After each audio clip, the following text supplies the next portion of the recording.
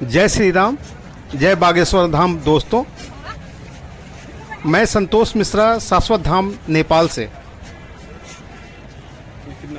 बाबा बागेश्वर के कथा में भारत नेपाल के भक्तों की भीड़ देखकर नेपाल वासी दंग है। दोस्तों,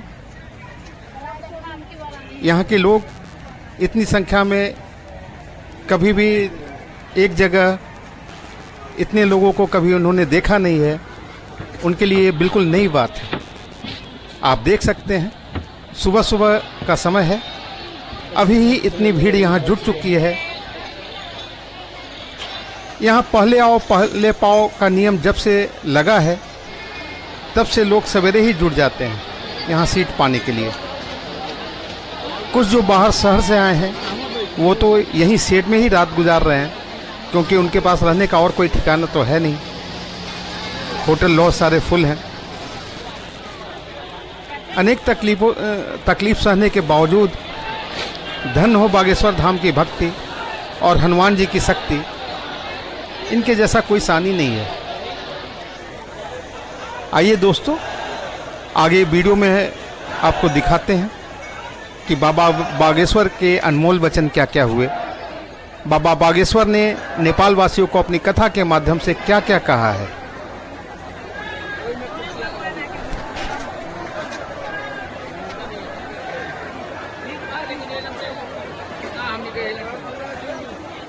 महान जो भक्ति करता है, भक्ति को हृदय में देखो। भक्ति का मतलब ये नहीं है कि तुमने टीका लगा लिया, तुमने कथा सुन ली, तुमने माला ले ली तो भक्त बन गए। नहीं नहीं, हम लोग भक्ति तो करते हैं, भक्ति करना भी चाहते, पर भक्ति जानते नहीं क्या। हर पल परमात्मा को याद करके प्रभु के सत चरित्र पर चलना ही परमात्मा की भक्ति करते हैं।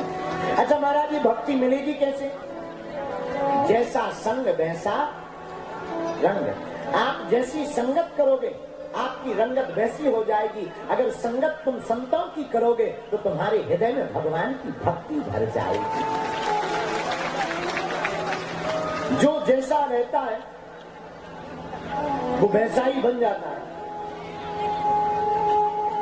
लोग कहते महाराज भक्ति कहाँ मिलेगी? हम कहते भक्ति खोजने से नहीं मिलेगी, मंदिरों में भी भक्ति नहीं मिलेगी। भक्ति तो हमारे अंदर मन के मंदिर में प्राप्त होगी।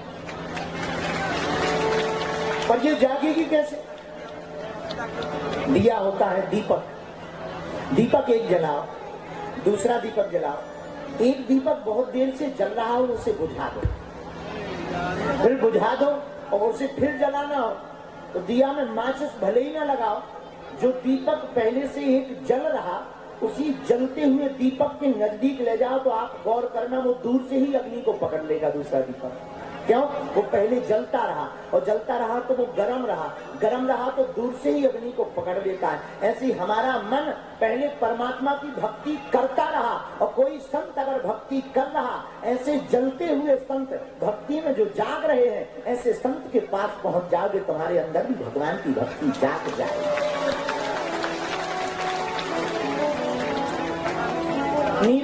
मीरा के जीवन में हुआ क्या? बैठी संतों के संग लगी मोहन के रंग, बैठी संतों के संग। मीराबाई संतों के साथ बैठकर के भक्ति को पाती, बिना संतों के साथ के भक्ति का मिलना असंभव है। अच्छा महाराज, ये संत कौन है, इसकी पहचान कैसे हो? ये भी बहुत अच्छी बात है। देखो भाई, जो अपने से जुड़े वो संत नहीं है, जिसके पास जाते ही समस्याओं का हो जाए अंत, उसी का नाम है संत। जो भगवान की मस्ती में दिन रात डूबे हैं, जो प्रभु के भाव में दिन रात डूबा है, वो संत है। संगत करो तुम साधु की, संगत करो तुम साधु की। क्यों? ना जाने कब हरि से देय मिला, ना जाने कब हरि से देय मिला। ठिकाना थोड़ी है। महात्मा की संगत करोगे तो वो कब हरि से मिला दे। राजा की संगत करोगे तो राजा तुम्हें नीति में डालेगा, नीति पढ़ाएगा, नीति समझाएगा, नीति समझ में आएगी। लेकिन अगर महात्मा की संगत करोगे तो प्रभु की भक्ति समझ में आएगी, प्रभु के प्रति प्रीति चाहिए। और परमात्मा बिना प्रीति के नहीं मिलता। राम ही केवल प्रेम प्यारा, राम ही केवल प्रेम प्यारा, राम ही केवल प्रेम प्यारा, राम ही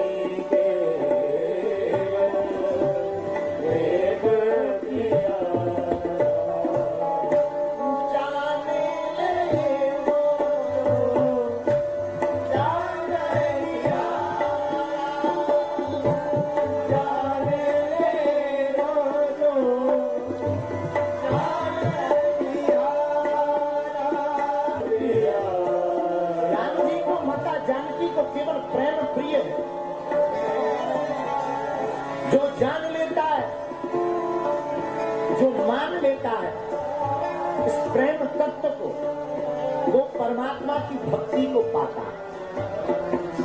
महाराज जी जाने कैसे? गोस्वामी तुलसीदास जी रामायण में कहते हैं, वही जाने जिये देह जनाई। भगवान को तो वही जान सकते जैसे परमात्मा जनाने।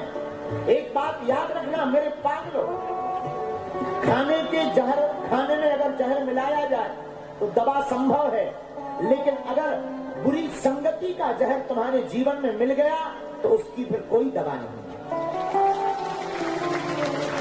इसलिए साधु संगत, भगवान के प्यारों की संगत करो।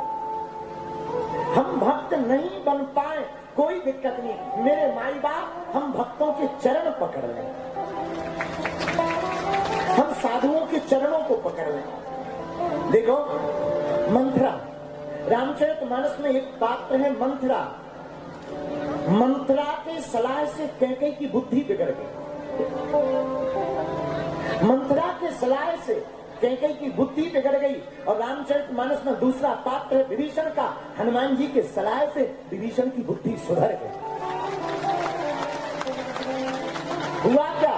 मंथरा का परिणाम ये हुआ कि कैकेयी को जिंदगी भर के लिए भरत से हाथ धोना पड़ा। जीवन भर भरत ने कभी अपनी मां को मां नहीं कहा। क्यों? क्योंकि गलत लोगों की संगति की बात मानी। इसलिए परिणाम ये हुआ कि प्रभु राम से भी हाथ धोना पड़ा था 14 साल के लिए, और भरत से भी दूरी हो। लेकिन विभीषण जी ने हनुमान जी की बात को माना तो परिणाम क्या निकला? माई बाप विभीषण जी ने हनुमान जी की बात को माना तो विभीषण जी ने पहले नंबर को प्रभु के चरणों को पाया, फिर लंका का राज भी पाया। तभी संभव है मेरे माई बाप। याद रखना दूसरी बात, राम के राज्य में रहकर के कैकेयी मंथरा सुधरी नहीं, और रावण के राज्य में रहकर के विभीषण बिगड़ा नहीं।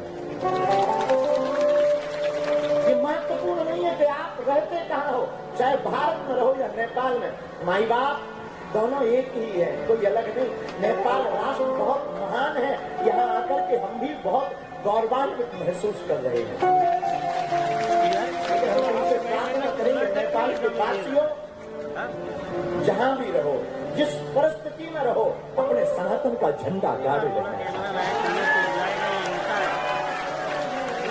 सनातन का मतलब सबको लेकर चलने वाला, सनातन का मतलब मस्तक पर टीका, सनातन का मतलब राम राज्य की स्थापना, सनातन का मतलब हिंदुओं की एकता, सनातन का मतलब प्रभु श्री राम मैया जानकी जी की जय जयकार। साधु कहते जैसी संगत वैसी रंगत। आप जैसा संग करोगे वैसा आपका भाव बनेगा। भाई बाप, एक व्यक्ति के पास में 2 तोता थे, दोनों तोता को बेच दिया। एक तोता महात्मा ने खरीदा, एक तोता कसाई ने खरीदा। महात्मा के पास जो तोता था वो 1 साल बाद सीताराम सीताराम सीताराम सीताराम बोलने लगा। कोई भी घर में आवे सीताराम बोलो, तोता बोलता था सीताराम बोलो। लेकिन कसाई के घर में जो तोता रहता था उसने दिन भर एक ही बात सुनी, मारो काटो मारो काटो। जिसके घर में जो भी आवे तुरंत कहता था मार डालो काट डालो। एक ही माँ के दोनों बच्चे हैं, दोनों तोता हैं, पर एक सीताराम कह रहा, एक मार डालो काट डालो कह रहा। महत्वपूर्ण नहीं है कि आप किसके बच्चे हो, कहाँ रहते हो, ये बड़ा महत्वपूर्ण है। किसके साथ रहते हो ये उससे ज्यादा महत्वपूर्ण है। और हम तो नेपाल के माता पिता जितने विराजमान है प्रार्थना करेंगे तुम अपने बच्चों पर नजर रखो, अपने बेटी और अपने बेटा की संगत पर ध्यान रखो। तुम्हारा बेटा संगत किसकी कर रहा है, धर्म विरोधी की कर रहा है या धर्म रक्षक की संगत कर रहा है। अगर संगत करनी ही है ना तो जिसके माथे पर टीका हो, जिसके गले में प्रभु के नाम की माला हो, जिसके मुख में जय सिया राम हो, ऐसे व्यक्ति की करना चाहिए। और माही बात, आप कहोगे महाराज संगत का कोई प्रभाव है? बिल्कुल है। बसंत आती है तो प्रकृति मुस्कुराती है, लेकिन अच्छी संगत जब मिलती है तो संस्कृति मुस्कुराती है।